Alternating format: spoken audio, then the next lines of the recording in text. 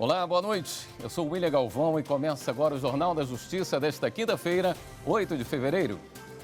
O plenário do Supremo julga recurso que discute se, em nome da liberdade religiosa, é possível derrubar as restrições sobre o uso de adereços como bonés, turbantes ou hábitos para fotografia oficial de documento de identificação civil. Este é um dos destaques de hoje e você acompanha também nesta edição. STF torna públicas as decisões sobre a operação que investiga tentativa de golpe de Estado. Tribunal Superior Eleitoral aplica multa ao ex-presidente Jair Bolsonaro por propagar notícia falsa na campanha eleitoral de 2022.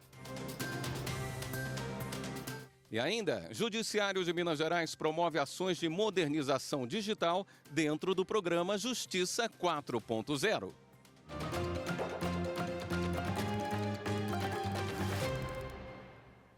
O Supremo Tribunal Federal começou a julgar hoje a ação que discute liberdade religiosa no momento de tirar fotos para documentos de identificação. O caso específico é de uma freira que foi impedida de tirar a foto usando o hábito. Marta Ferreira tem mais detalhes. Lenços, véus, turbantes ou hábitos. É possível mudar as regras para fotos na Carteira Nacional de Habilitação em nome da liberdade religiosa? A discussão chegou ao Supremo porque uma freira da Congregação das Irmãs de Santa Marcelina, no Paraná, teve negado pelo Detran do Estado o direito de usar na foto da Carteira Nacional de Habilitação o hábito religioso. O Ministério Público Federal, então, entrou com uma ação na Justiça. Nas instâncias inferiores, ela teve o direito ao uso do traje garantido. A União recorreu ao STF, alegando que a liberdade religiosa não pode se sobrepor a uma obrigação comum a todos os cidadãos. O caso tem repercussão geral e, por isso, a decisão irá afetar todos os processos semelhantes. O relator é o presidente ministro Luiz Roberto Barroso. O julgamento do processo foi iniciado no plenário com as sustentações orais. A retirada do véu em público por uma mulher muçulmana, por analogia, equivale a você solicitar que uma mulher não muçulmana retire a sua camisa para poder tirar uma foto no documento, né, oficial. Então, é sobre essa questão que nós estamos versando, sobre a dignidade da pessoa humana inserida nesse contexto. É um caso de intolerância religiosa, é um caso de desrespeito. E essa intolerância religiosa que a ANAJE, Associação Nacional de Juristas Islâmicos, recebe todos os dias uma resolução fazer com que uma norma constitucional, uma cláusula pétrea seja violada, é algo que nós devemos sempre ponderar. Será que isso é respeitar a nossa Carta Magna? Será que isso faz com que as pessoas tenham o seu direito e a sua identidade garantida? Porque o véu islâmico é uma identidade, não se trata de mero adereço. É como se a mulher estivesse nua se ela tirasse o véu. O Procurador-Geral da República também se manifestou. O peso da liberdade de coordenar a própria vida com as convicções religiosas, aqui nesse caso, tem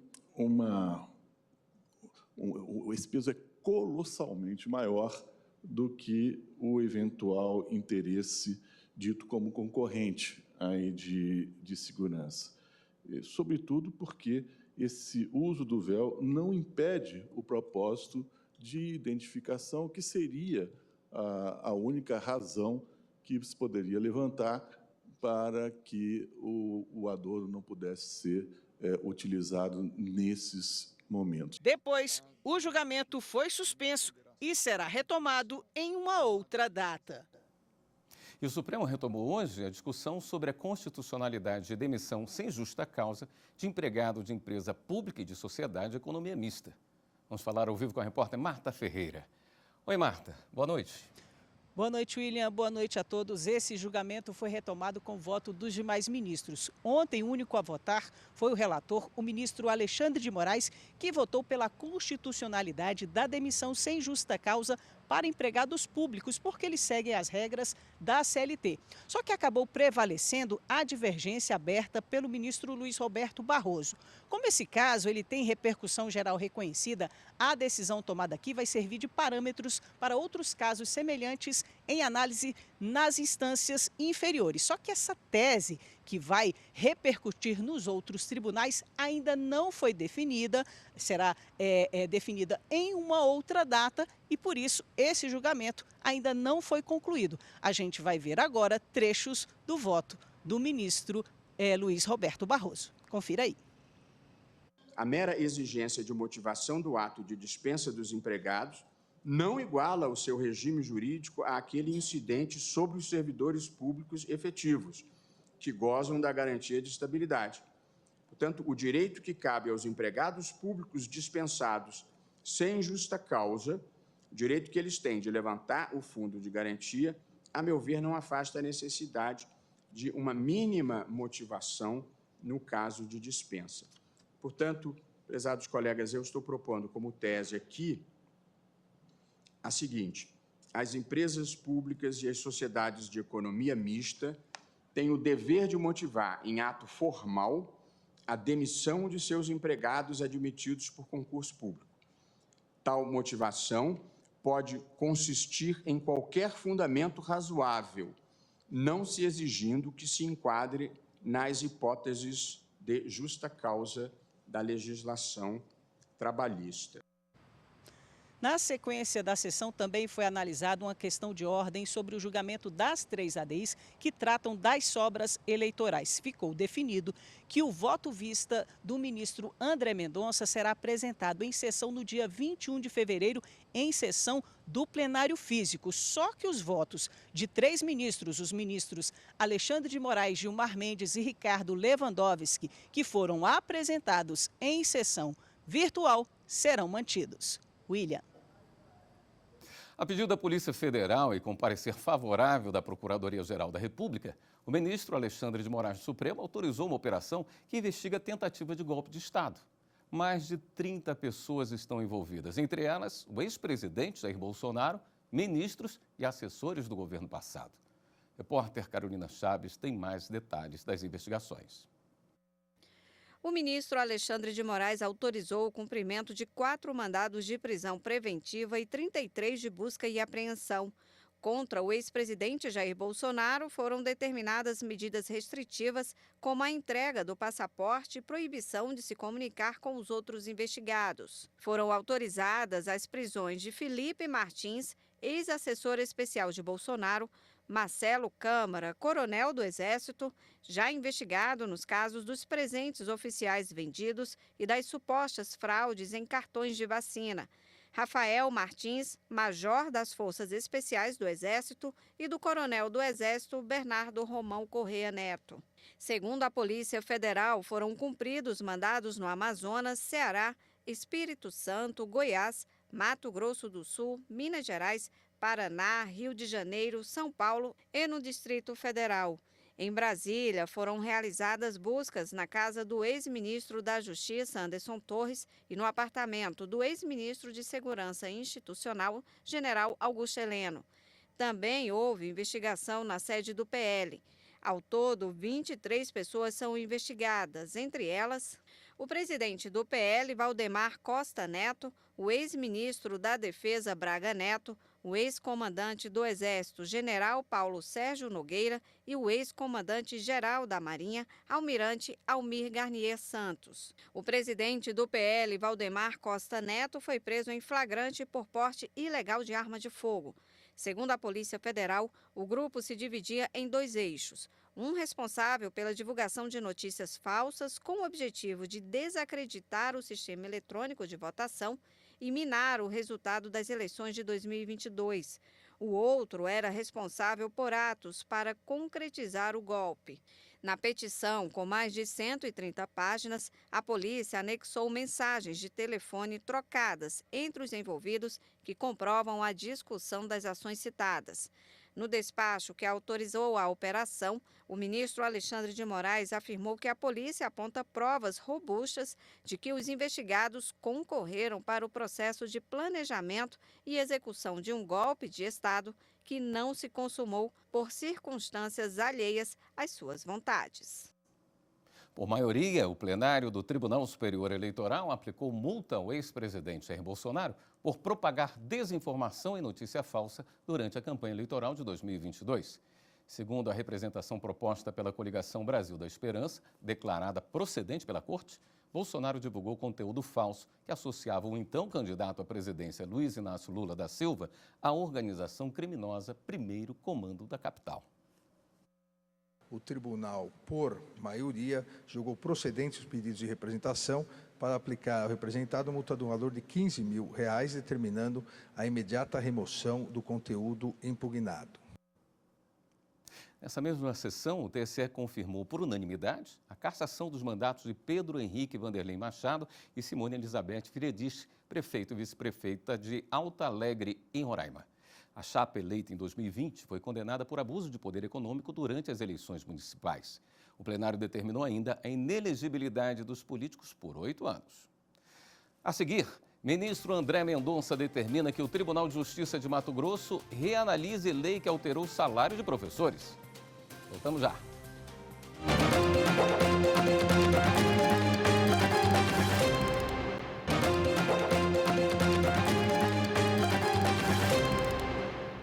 O ministro André Mendonça, do Supremo Tribunal Federal, determinou ao Tribunal de Justiça de Mato Grosso que reexamine a ação que questiona a revisão salarial dos servidores públicos do município de Várzea Grande. Quem tem os detalhes é a repórter Viviane Novaes. A decisão do ministro André Mendonça atendeu ao pedido do Sindicato dos Trabalhadores do Ensino Público em Várzea Grande, Mato Grosso. O sindicato tinha entrado na justiça com uma ação contestando uma lei municipal. A norma concedia um aumento de salário para os professores de 12,84%. A justificativa era de que a lei deixou de incluir outros profissionais do ensino básico, como técnico administrativo educacional. O Tribunal de Justiça de Mato Grosso rejeitou a ação, alegando que o caso não se tratava de uma revisão geral anual, mas sim de um aumento salarial, e por isso não reconhecia uma omissão legislativa do município. O sindicato, então, recorreu ao Supremo.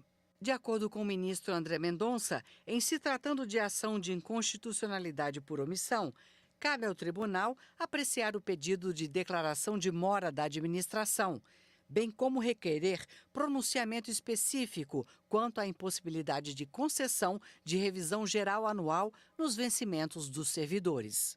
O ministro determinou o retorno do processo ao Tribunal de Justiça de Mato Grosso para que prossiga na análise do caso de acordo com a jurisprudência da Suprema Corte.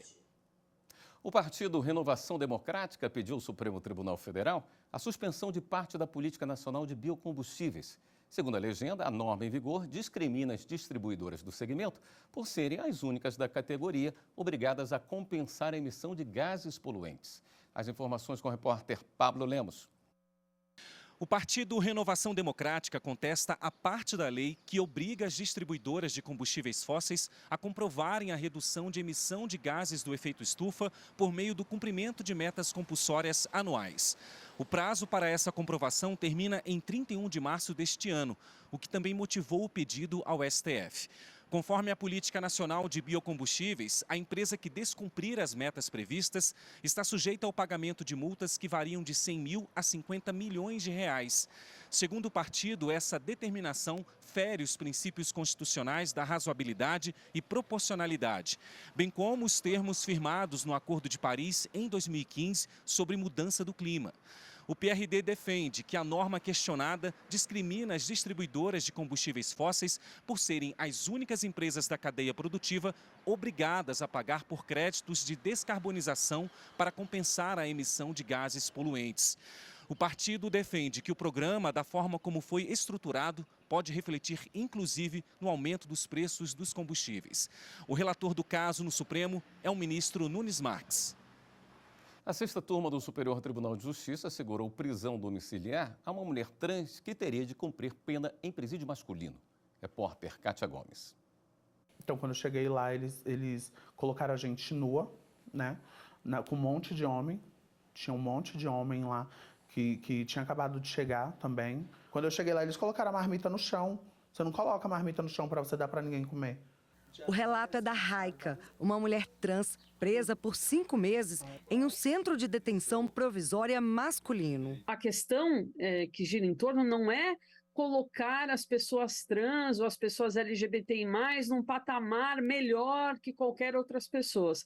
Imagine só uma mulher trans, né, se apresentar como Patrícia, vestida de Patrícia, com unha pintada, entrar num presídio masculino. Provavelmente ela vai sofrer violência. Quando o assunto envolve pessoas trans presas, o STJ tem olhado de forma sensível e garantido o direito desse público.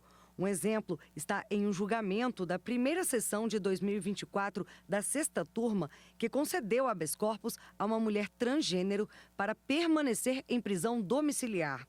O benefício havia sido revogado em 1º grau com a determinação de que ela escolhesse entre retornar a Florianópolis, Santa Catarina, na prisão domiciliar ou permanecer em Criciúma, se apresentando a um presídio destinado apenas a presos masculinos. O Tribunal de Justiça catarinense não conheceu do habeas corpus por julgar inadequação da via eleita.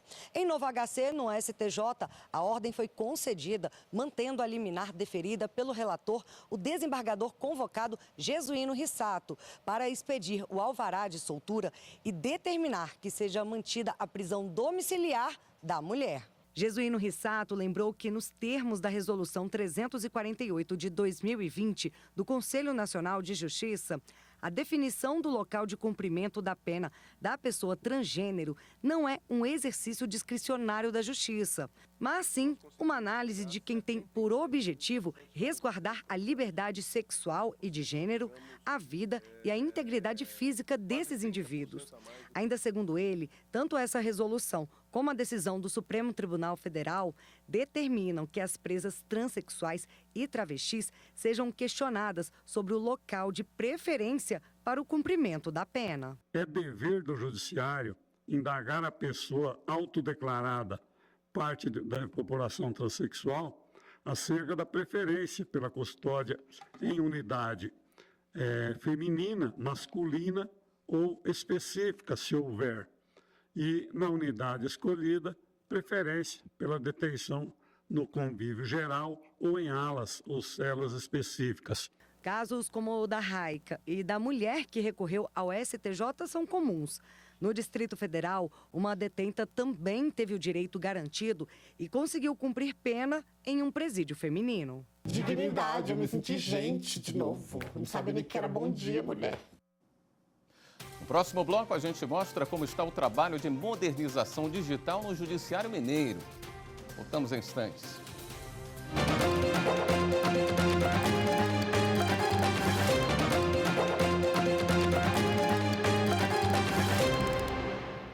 Em Minas Gerais, as atenções estão voltadas para a modernização do Judiciário. Técnicos do Conselho Nacional de Justiça alinham o programa Justiça 4.0 e a plataforma digital do Poder Judiciário Brasileiro.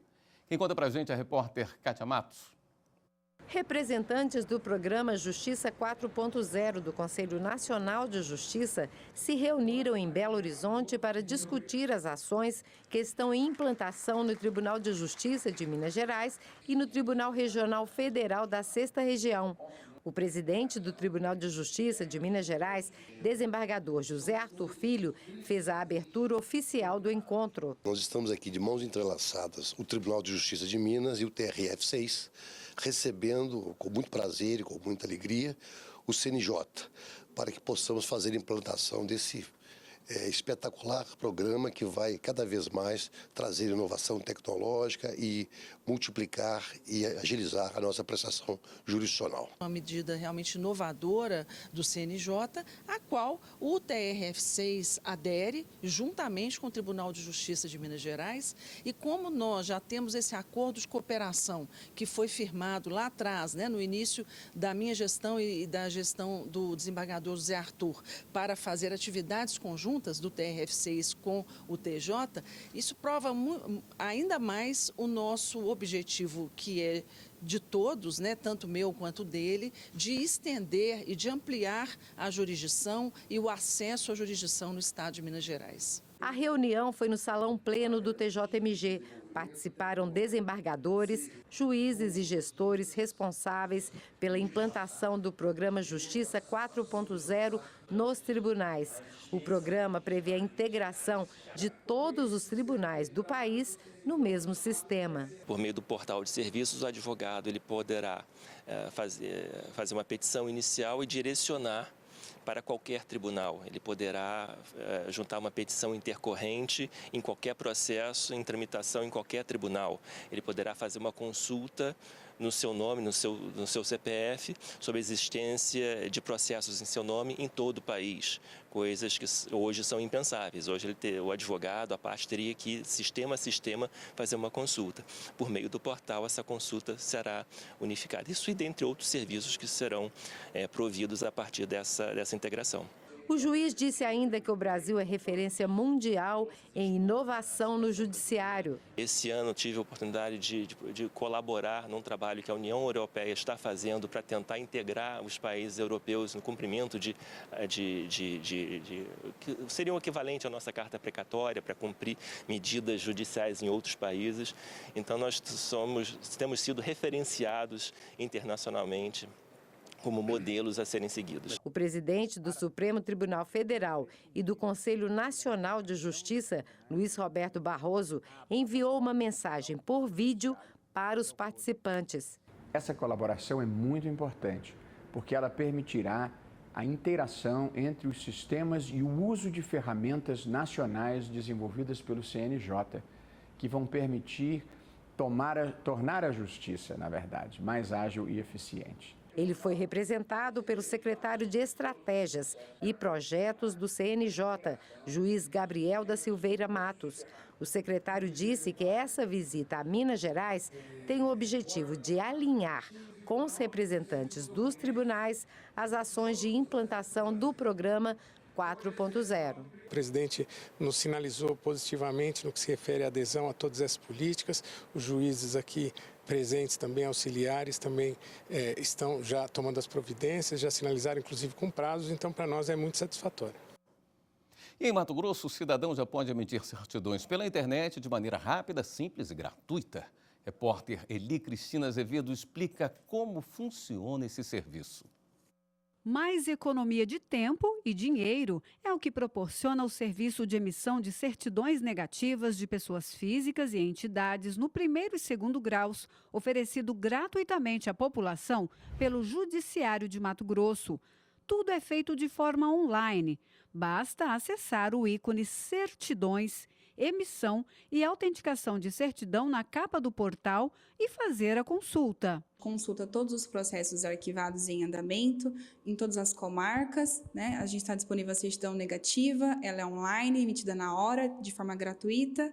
O serviço é muito utilizado pelos cidadãos e advogados, pois as certidões negativas podem ser solicitadas em diversas situações da vida cotidiana, para comprovar que nada consta contra a pessoa na Justiça Estadual, para a defesa de um direito ou para esclarecer situações de interesse pessoal.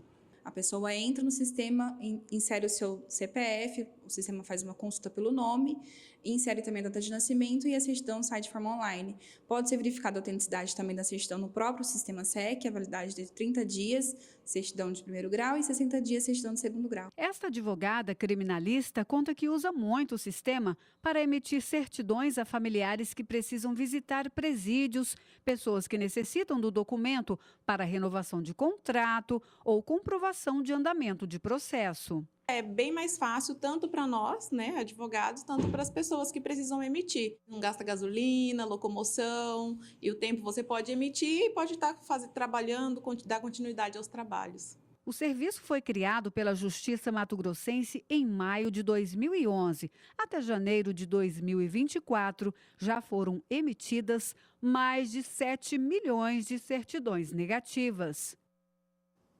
Esta edição do Jornal da Justiça fica por aqui. Para você que acompanha o Saber Direito, amanhã, excepcionalmente, a aula vai começar às 7 horas da manhã. Obrigado pela companhia. Uma boa noite para você.